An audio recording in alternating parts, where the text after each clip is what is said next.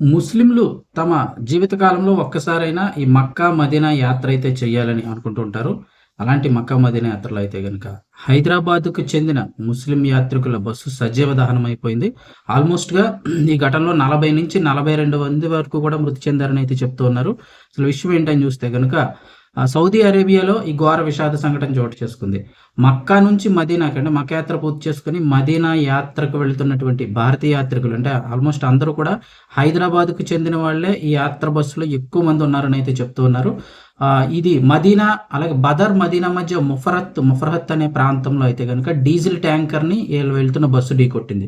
భారతీయ కాలమానం ప్రకారం చూస్తే అర్ధరాత్రి 1:30 రాత్రి 12 దాటి 1:30 ఆ టైంలో అయితే గనక ఈ డీజిల్ ట్యాంకర్‌ని అయితే బస్సు ఢీకొట్టింది. ఈ బస్సు ట్యాంకర్‌ని ఢీకొట్టడంతో ఒక్కసారిగా పెద్ద ఎత్తున మంటలు చెలరేగడంతో ఆల్మోస్ట్ 40 మంది వరకు కూడా సజీవ దహనం అయిపోయారని చెప్తున్నారు. మృతులను గుర్తుపట్టడానికి కూడా వీల్లేనంత ఇదిగా బాడీస్ అయితే కాలిపోయాయి.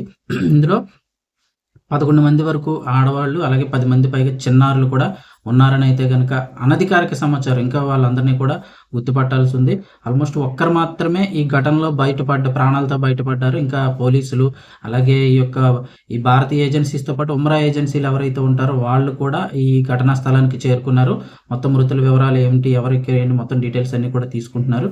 పూర్తి సమాచారం అయితే రావాల్సి ఉంది. మదీనా నుంచి 160 కిలోమీటర్ల దూరంలో ఉన్న ముహ్రాస్ అనే ప్రదేశంలో ఈ ప్రమాదం జరిగింది. మక్కా యాత్ర ముగించుకొని మదీనాకు వెళ్తున్న సమయంలో హైదరాబాద్‌కు చెందిన వారే ఆల్మోస్ట్ ముస్లిమ్స్ అందరూ కూడా అని చెప్తున్నారు. 40-42 మంది వరకు కూడా మృతి చెందినట్లు అనధికారిక